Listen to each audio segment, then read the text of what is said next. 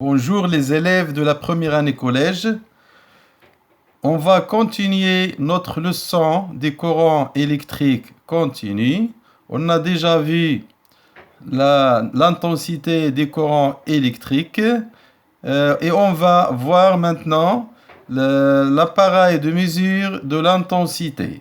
Donc pour mesurer l'intensité des courants électriques, on utilise un ampèremètre qui est symbolisé par la lettre A au centre d'un cercle. Donc l'ampèremètre, c'est un appareil de mesure de l'intensité des courants électriques. C'est un appareil polarisé. Il possède un pôle positif et un pôle négatif. Le pôle positif est noté A et le pôle négatif est noté COM. Pour mesurer l'intensité du courant, on branche l'ampèremètre en série dans le circuit.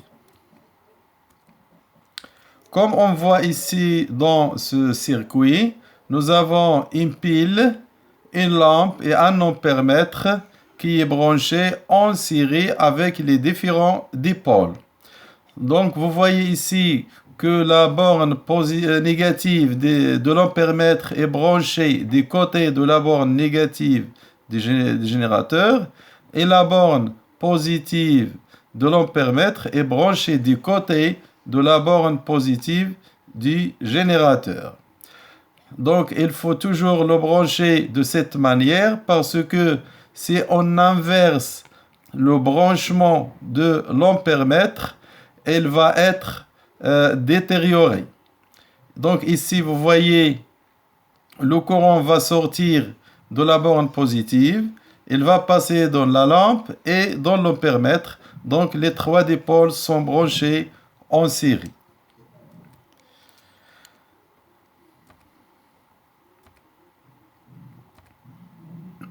Ça c'est un ampèremètre analogique, il possède une aiguille. Donc l'ampèremètre qui possède une aiguille s'appelle un ampèremètre analogique. Ça c'est le cadran. C'est le cadran de l'ampèremètre. Il contient l'échelle de mesure. Donc cette échelle elle est graduée de 0 jusqu'à 100. On peut trouver d'autres ampèremètres qui ont une échelle graduée de 0 jusqu'à 30 ou bien de 0 jusqu'à 150. Il y a plusieurs types d'ampèremètres. Ça, c'est un ampèremètre numérique. Il s'appelle aussi un multimètre car il peut mesurer l'intensité du courant. Il peut aussi mesurer la tension électrique. Lui aussi, il possède deux pôles. Un pôle négatif, il est en noir et un pôle positif en rouge.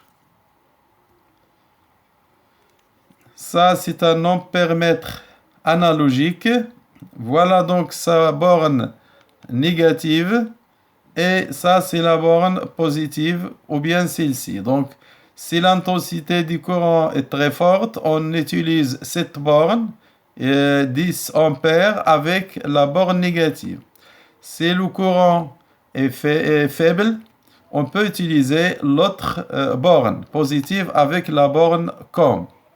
Ici, on voit, ça c'est un sélecteur du calibre. Donc, à l'aide de ces sélecteurs, on peut utiliser des différents calibres. Par exemple, ici, nous avons le calibre égal à 10 ampères. Ici, on a 3 ampères, 1 ampère, 300 milliampères, 100 milliampères, 30 milliampères, 10 milliampères. Ici, en rouge, ce sont des calibres qu'on utilise quand on veut mesurer l'intensité d'un courant alternatif. Donc ici, vous voyez, il est écrit AC. AC signifie alternative current en anglais ou bien en français, le courant alternatif. En arabe, on l'appelle Atiyar al-Mutanawib. Donc ça, c'est un courant alternatif. Ici aussi, c'est la même chose. c'est un courant alternatif. Ici en milliampères, ici en ampères. Donc nous avons 10 ampères, 3 ampères, 1 ampère. Ici 300 milliampères, 100 milliampères, 30 milliampères et 10 milliampères.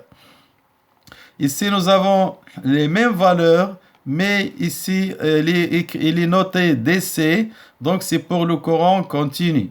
Ou bien le signe égal signifie, c'est le symbole du courant continu. Ici c'est la même chose, c'est un courant continu.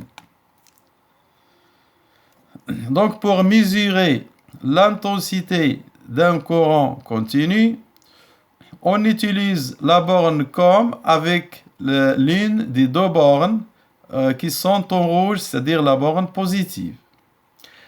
Et on commence toujours par choisir le plus grand calibre, parce qu'on ne connaît pas à l'avance, on ne connaît pas l'intensité du courant, donc on doit commencer par utiliser le calibre le plus grand. Si l'aiguille dévie d'une valeur très faible, donc on va baisser le calibre. Lorsqu'on baisse le calibre, la déviation de l'aiguille va augmenter. Donc on baisse le calibre progressivement jusqu'à ce qu'on obtienne la plus grande déviation de l'aiguille, mais sans dépasser la dernière graduation. Ici nous avons 100, ici nous avons 30. Donc nous avons deux échelles. On peut lire soit sur l'échelle graduée de 0 jusqu'à 100, ou bien sur l'échelle graduée de 0 jusqu'à 30, suivant le calibre qu'on a utilisé. Donc vous voyez ici les calibres, il y a des calibres qui contiennent le chiffre 1, par exemple 10, 1, 100.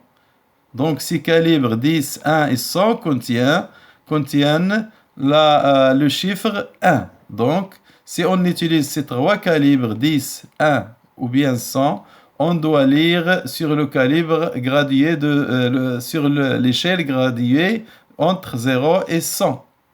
Si on utilise l'un des autres calibres qui contiennent le chiffre 3, par exemple ici 3 ampères, 300 milliampères, 30 milliampères.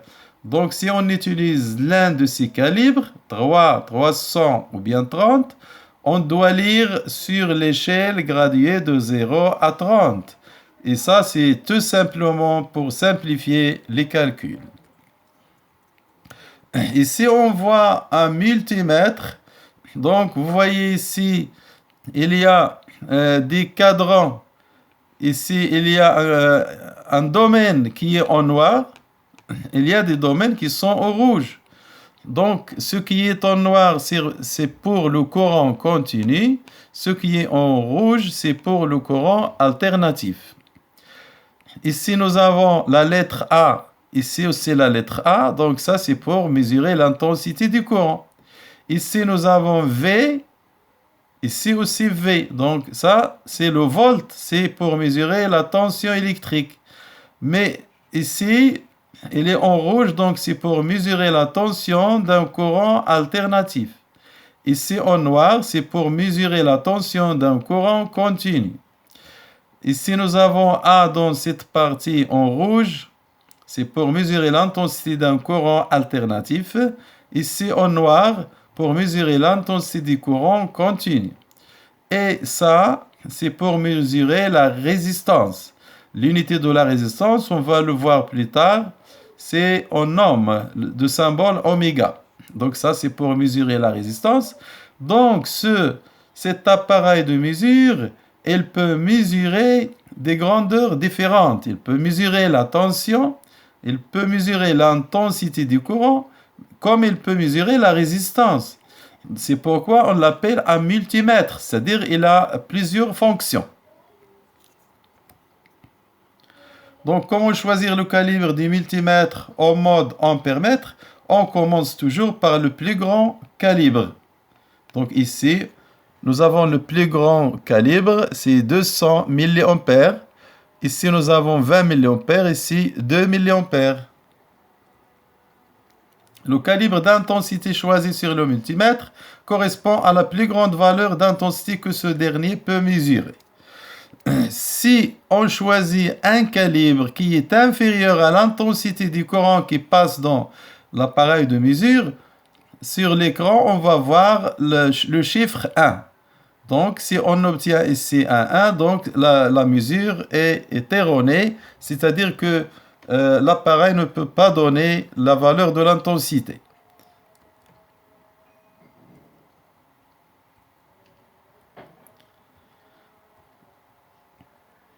Donc, pour mesurer l'intensité du courant, on utilise cette formule. L'intensité du courant est égale au calibre multiplié par le nombre de divisions divisé par le nombre de gradations totales de l'échelle de lecture. Et on note ça, I égale C fois N sur grand N. On prend cet exemple, nous avons ici le calibre égal 10 ampères, l'aiguille indique la division 20 et la dernière division c'est 30. Donc ça c'est grand N, ça c'est petit n et le calibre est égal à 10. Donc pour calculer l'intensité, on écrit I égale C fois N sur grand N et on fait l'application numérique. Le calibre c'est 10 fois 20 divisé par 30. Et on obtient 6,66 ampères. Donc c'est ça la formule qu'on doit utiliser pour calculer l'intensité du courant mesuré à l'aide d'un ampèremètre analogique. Mais pour un ampèremètre numérique, on n'utilise pas cette formule parce que l'appareil nous donne directement la valeur de l'intensité affichée sur l'écran de l'appareil. Voici quelques exemples d'intensité dans domaines très différents. Par exemple, un éclair, il peut donner un courant égal à 200 000 ampères. La lampe de poche, il donne un courant, il fonctionne avec un courant de 0,035 ampères. La perceuse électrique, elle fonctionne avec un courant de 0,8 ampères. Une montre de quartz, il fonctionne à 0,000005 ampères. Le démarreur de voiture, il fonctionne à 50 ampères. Exercice 1.